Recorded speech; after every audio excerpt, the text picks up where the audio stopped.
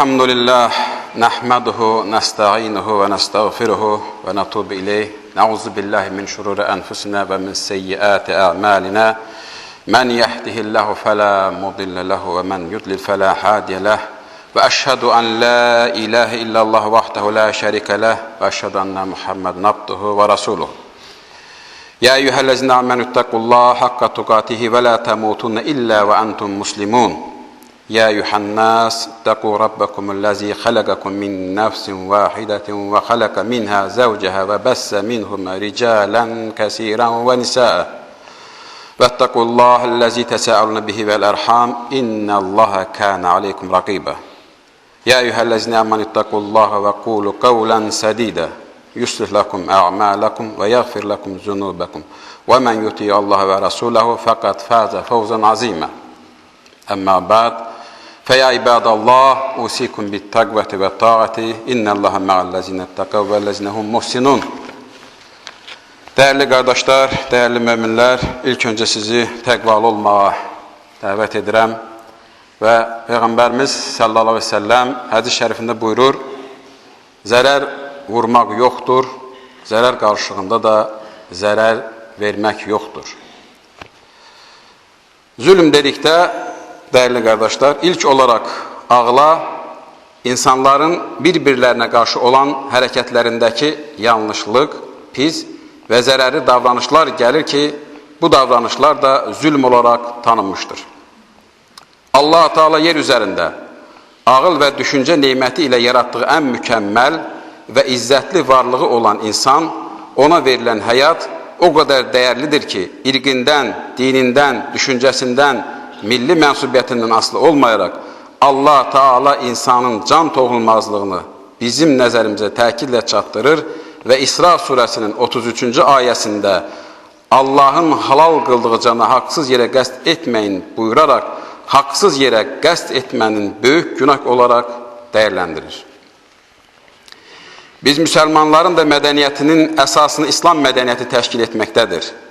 Buna görə də bizim mədəniyyətimizdə insanların həyatına təcavüz, soyqırım, terror və zülm kimi haqsızlıqlar heç bir zaman yer almamış və almayacaqdır. Budur İslamın gözəlliyi, budur müsəlmanın pak və təmiz əqidəsi və nəhayət budur İslamın və müsəlmanın insana verdiyi dəyər. Lakin bizə əmr edilən mədəniyyətlə digər mədəniyyətləri müqayisə etsək görərik ki, özlərini humanist, müasir, insan haqlarına riayət edən mədəniyyət kimi qələmə verən mədəniyyət sahiblərində isə bunun tam əksini görürük. Və çox maraqlıdır ki, özlərinin çirkin ideyalarını insan haqları adı altında dünyaya tətbiq etmək istəyirlər. Lakin sual olunur, yaxın keçmiş tariximizdə müəyyən şuralar, müəyyən birliklər və təşkilatlar adı altında insanlığa qarşı cinayət törədənlər, bəşər övladına qarşı qətliam edənlər, insanları zülmə məruz qoyanlar kimlərdir? Biz müsəlmanlar sahib olduğumuz mədəniyyətə dəyər vermiş, heç bir xalqın sərvətinə göz tikərək o xalqı işğal etməmişik, insanları vəhşicəsinə zülm etməmişik. Bəs bugün müsəlmanların sərvətlərini ələ keçirməkdən ötürü müsəlmanlara zülm edən hansı düşüncənin, hansı müasirliyin, hansı haqların mənsublarıdır? Ümumiyyətlə, bu etdikləri insanlıqdandırmı? Bu azmış kimi etdiklərini haqq qazandıraraq deyirlər ki, biz terrorçuları öldürürük. Lakin məqsədləri bu adı altında müsəlmanları talan edərək zülm etməkdir. Dəyərli qardaşlar, bu mövzu çox geniş bir mövzudur. Nəzərinizə çatdırmaq istədiyim budur ki, zülmə məruz qalan müsəlman dövlətlərinin biri də bizik və belə bir günün də ərəfəsindəyik. 31 mart Azəri türklərinə qarşı törədilmiş soyqırım günüdür. Müsəlman xalqlara zülm edənlərə, onları öz müqəddəs torpaqlarında qətl edən qatillərə, müsəlmanların sərvətlərini ələ keçirmək məqsədilə fitnə, fəsad törədənlərə Allah lənət eləsin. Möhtərəm qardaşlar, lakin lənət oxumaqla da iş bitmir. Gəlin biraz açıq danışalım. Biz bu parçalanma ilə hara gedirik? Araşdırma apardıqdan sonra görürəm ki, biz geriyə doğru gedirik.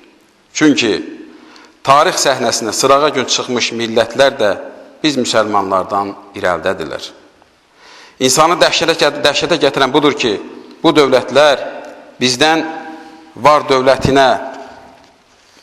ilə yanaşı yaxşı yaşama səviyyəsinə, bütövlüyünə görə həm də dinlərinə və mənəvi dəyərlərinə sahib çıxma baxımından bizdən öndədirlər.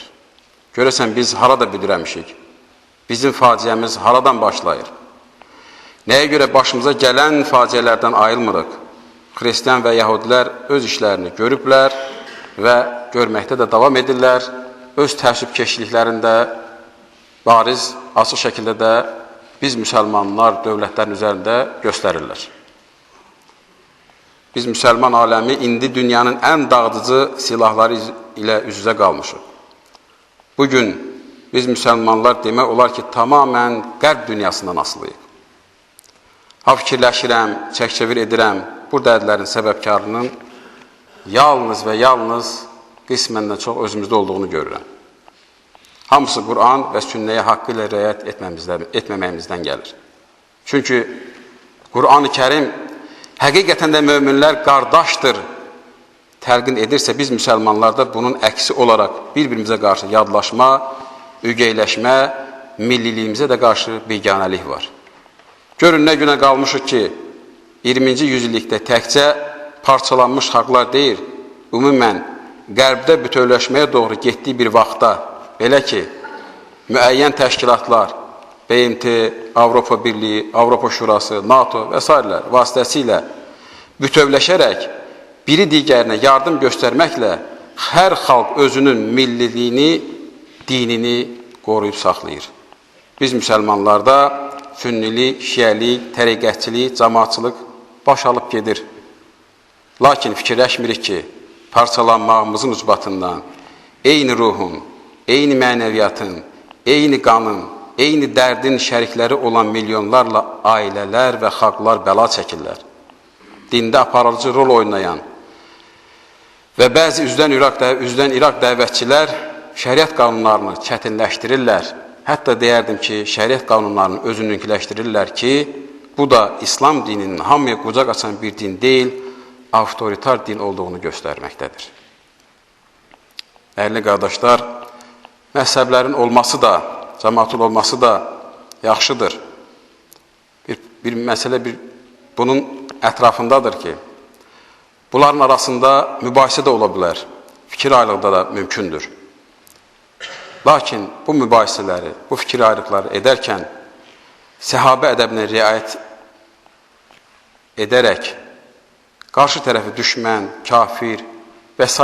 adlar da adlandırmamalıyıq. Məsələn, Rəsulullah s.ə.v-in dövründə və ondan sonra nüfus sahibi səhabələr arasında fiqh baxımından fikir ayrılığı azmı oldu?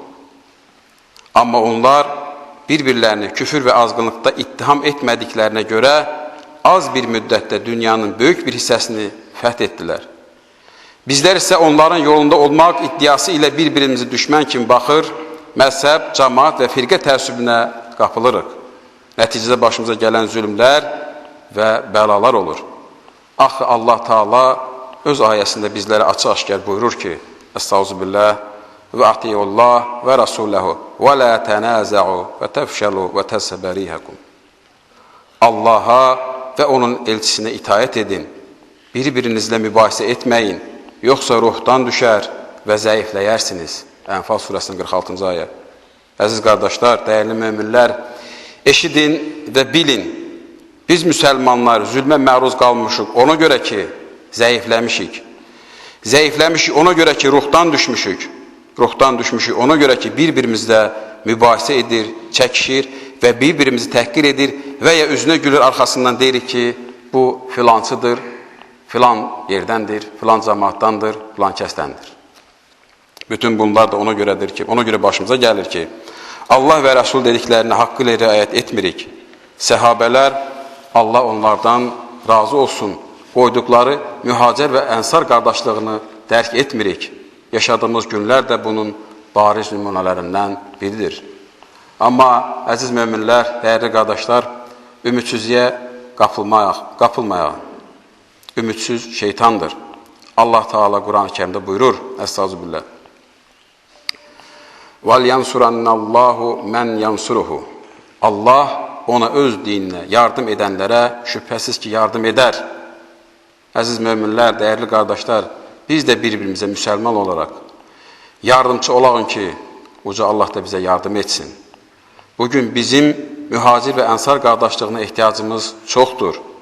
Əgər biz bu qardaşlığı ilk olaraq öz dövlətimizdə, sonra dövlətimizin xaricində yaşatsaq, mütləq uca Allah bizə Səlahiddin kimi igidlərini nəsib edəcəkdir. Yetər ki, biz müsəlmanlar yaşadığımız dövlətdə bir bayraq altında birləşəyin. İslamın birliyinin ən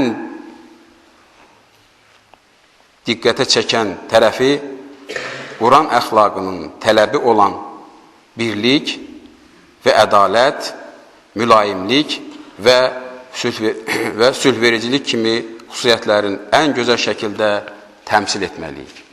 Və aqul həzə və əstəğfiruhu innəhu və təvvəbur rahim. Estağfirullah, innəd-dinə indəlləhil-İslam.